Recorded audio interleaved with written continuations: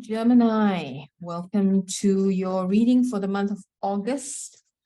I really apologize for the delay. I was supposed to get this out like much sooner, right after I did the earth signs, I did the water signs, but there's a big delay before I got yours out. I've been busy because my daughter is leaving for the UK in a few days. So we've been busy, we've been packing, we've been moving furniture, we've been all kinds of things, right? So when she leaves, then my entire home is also in upheaval. So hence the delay. So anyway, I hope to get back on track. I hope you're well, Gemini. I hope you are enjoying July so far. Let's see what August brings to you. We are going to do a 5-card spread, all right? And in this 5-card spread, we will, see what are your upcoming challenges, what positive energies you can embrace, what negative energies you need to negotiate, and what do you need to make time for, and what opportunities should you seize this month, okay? So let's see, 5-card, first, second, third, fourth, and then we'll put the 5th card here. And of course, we'll open cards for clarifiers, okay? So let's look at the first card. Now, before we do that, Gemini, I'd like you to know that I am open for private readings. So if you're interested to book a session or one-on-one, please feel free to book your session.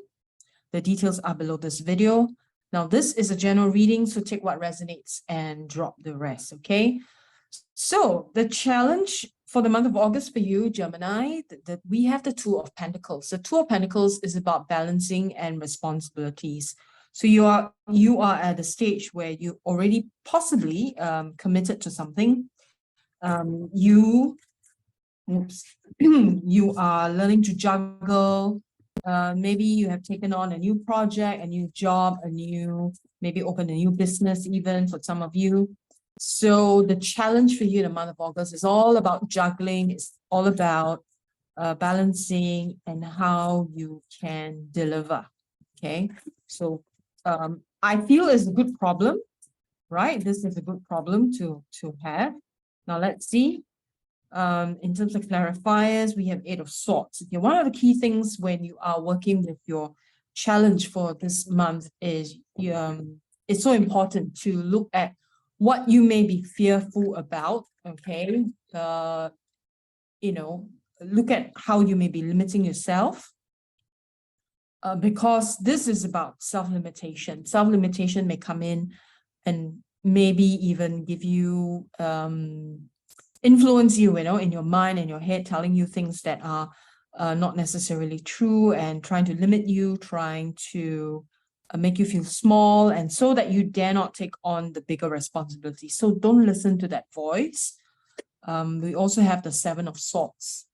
All right, 7 of Swords is about greed and dishonesty. So this may be a challenge that will come up for you.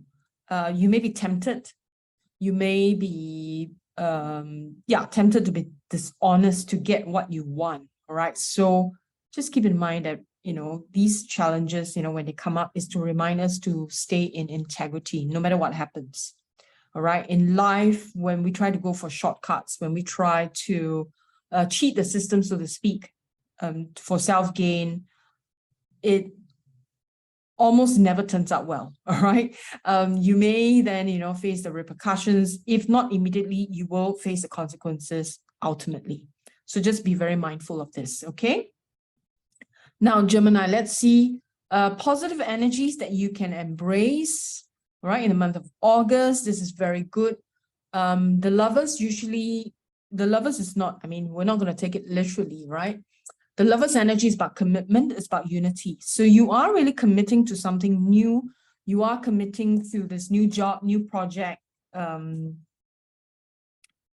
lovers signify commitment, all right? It signifies teamwork. It signifies unity. And so this is a very positive energy, right? So it signifies that you're really committed. You have your heart and soul in it. And what it will give you, right, from 6 of Pentacles is very good results.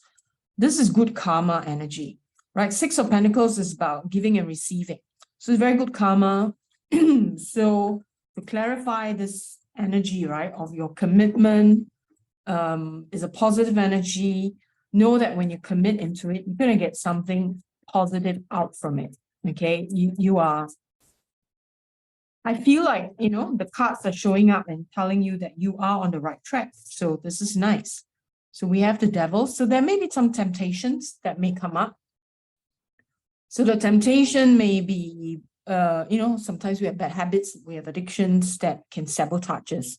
So be very, very careful that you do not allow these temptations or bad habits, addictions to sabotage you, to take you away from your commitment to, you know, this new project, new job, new whatever it is that you have committed yourself into.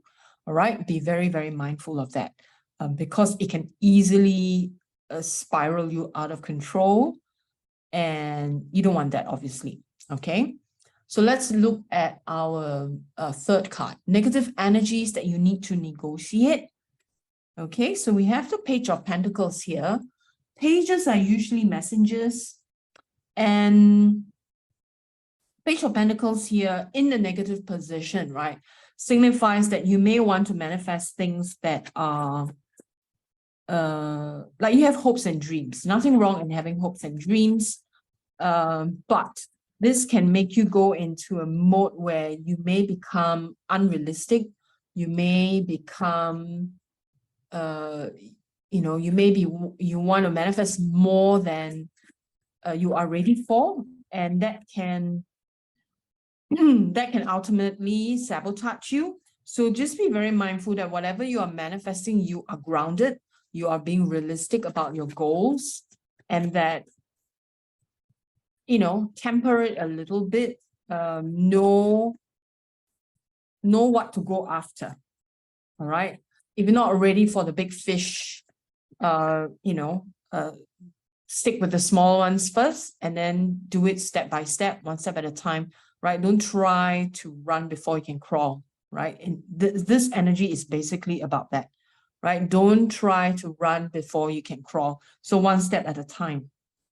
Okay. So one of the things also is you can be very stubborn in a negative way. So my advice to you, Gemini, is to be prepared, to be ready to learn, to be open to learning, to be open to listen to other people's perspectives. And you do need to put in some hard work, which is good, right? So you can negotiate this negative energy with hard work. You know, I feel like all you need to do in the month of August is to commit to working hard. And whatever you desire, right, that is right for you will manifest itself. You know, this is like, I always say this to my clients, right? Commitment creates luck. Let me get a sip of water. When we are committed to building something, whether it's a new job, a project, or a new business, right? Or even a relationship or family, right? When we are committed, it creates luck. It creates more opportunities for us. So to, instead of looking at like quick fixes, what is the fastest way to get something, look at how you can, and you know, like the old ways of doing things traditionally, people are just working hard and not hoping for like quick fix. You know, that's the way forward for you. Okay, just be very committed to working hard. Now, fourth card here is what do you need to make time for? You do need to make time for some healing, some rest. So as much as you're working hard in your new project, you do need to carve out time for self, because I feel you may be going through some emotional healing. Look at the heart here, right? It's emotions. Look at the moon. The moon is also talking about emotions. So it's shining a lot of like emotional healing. So you do need to make time for emotional healing.